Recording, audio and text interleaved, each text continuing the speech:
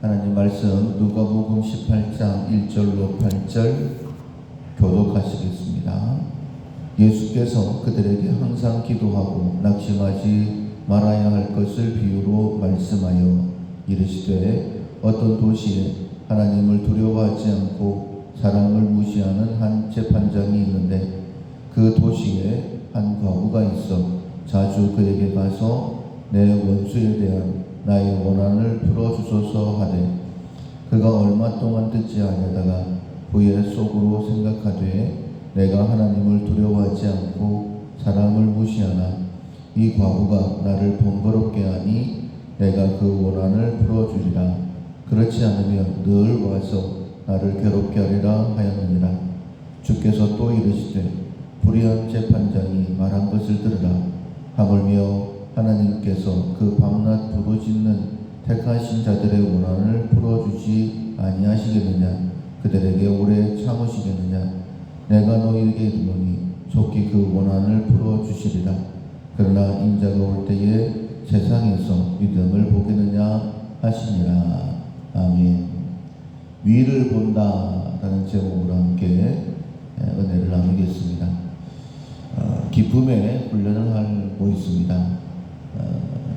기쁨 위에 항상 기뻐하면 좋겠지만은 기뻐할 만한 그런 일들도 있지만은 또 기뻐할 수 없는 그런 일들도 많이 일어나기 때문에 항상 기뻐한다라는 것 상식적으로는 불가능한 것처럼 그렇게 생각이 됩니다. 그래서 하나님께서 항상 기뻐할 수 있기 때문에 우리에게 훈련하라라고 말씀하시는 것이죠. 만약에 선택을 한다면 항상 기뻐하는 것을 우리는 분명히 선택할 것입니다. 왜냐하면 기뻐하는 것이 슬퍼하는 것이나 괴로워하는 것보다 훨씬 더 좋기 때문이죠. 그런데 좋은 것은 알면서도 실제로 훈련하지 않아서 믿음이 없어서 항상 기뻐하지 못했던 지난 삶들을 보게 됩니다. 모든 것들은 비법이 있죠. 특별히 잘하는 사람들이 있고 그 사람들에게 그 이유를 물어보면 우리가 알지 못하는 그런 비법들이 있습니다.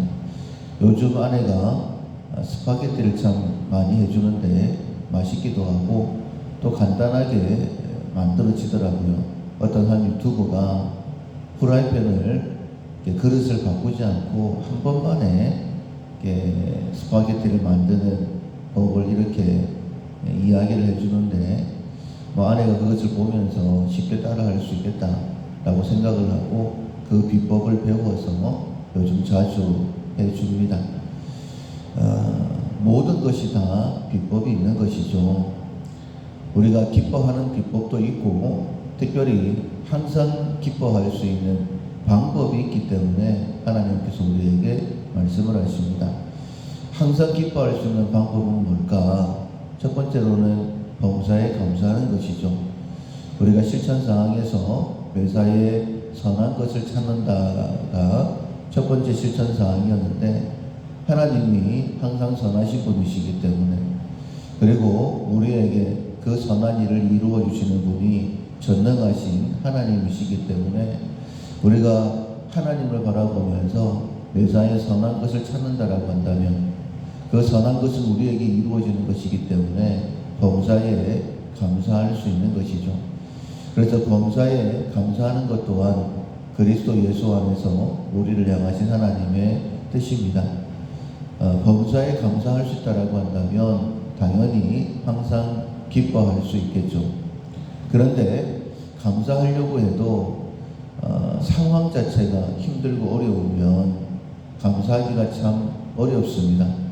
그래서 하나님께서 그 비법 가운데 범사에 감사하고 항상 기뻐할 수 있는 그 비법으로 쉬지 않고 기도하라라고 그렇게 우리에게 말씀하시는 거예요. 힘든 일을 만난다 할지라도 우리가 쉬지 않고 늘 기도한다라고 한다면 하나님만 잊어버리지 않는다라고 한다면 그 하나님께서 내 문제 다 해결해 주신다라는 믿음만 계속해서 가지고 있다라고 한다면 이게 비법이라는 것이죠.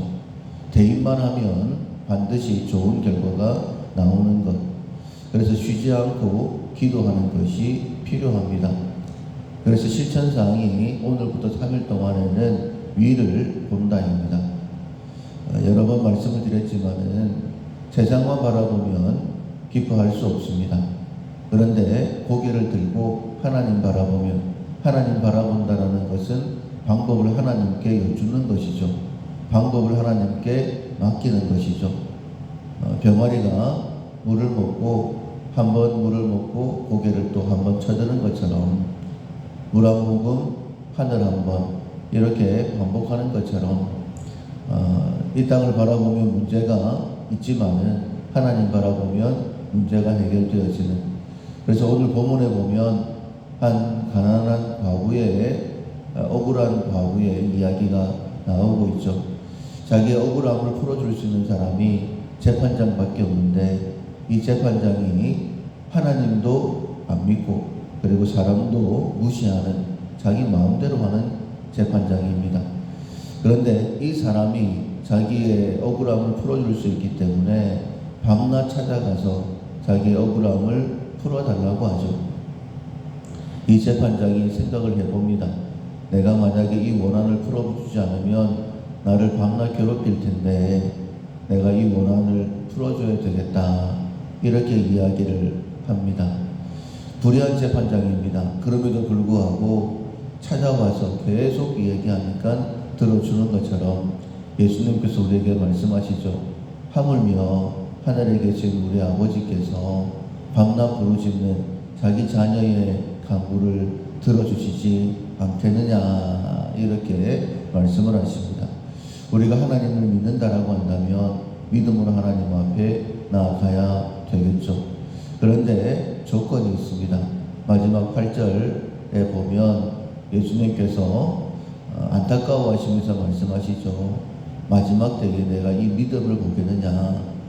이 믿음이라는 것은 믿어 구원받는 믿음이 아니라 하나님께 나아가서 기도하면 하나님께서 들어주신다라는 믿음, 그 믿음을 내가 과연 볼 수 있을까? 하나님과의 실질적인 관계이죠.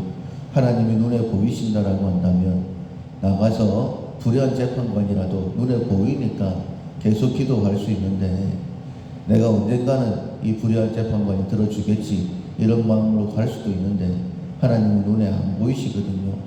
그러다 보니까 이 믿음을 갖는다는 것이 참 어렵습니다. 흔들리지 않는 믿음, 의심하지 않는 믿음이 참 어렵죠.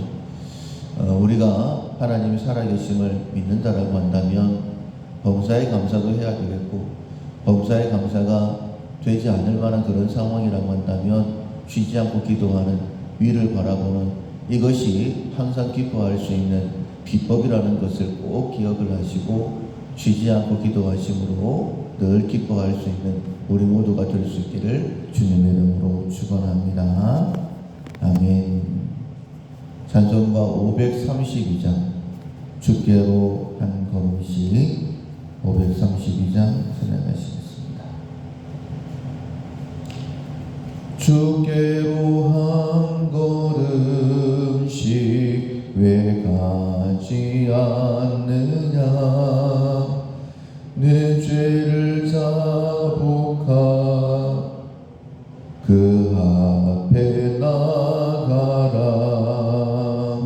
한 걸음씩 한 걸음씩 주께 나오라. 주님께 아뢰이면 너 복을 받으리라. 한없이 주는 은혜 너 거절 말아라. 주께로 한 걸음씩 너 빨리 나가라. 주께서 너를 맞아 내 죄를 사하리. 한 걸음씩 한 걸음씩 주께 나오라. 주님께 아뢰이며 너 복을 받으리라. 값없이 주는 은혜 너 거절 말아라. 주께로 한 걸음씩 너도요 내 받으라. 기회를 잃지 말고 내 마음 전하라. 한 걸음씩 한 걸음 주께 나오라. 주님께 아뢰이며 너 복을 받으리라. 값없이 주는 은혜 너 거절 말아라. 주께로 한 걸음씩 곧 와서 아뢰라. 기쁘게 너의 몸을 주 앞에 드리라. 한 걸음씩 한 걸음씩 주께 나오라. 주님께 아뢰기면 너 복을 받으리라. 값없이 주는 은혜 너 거절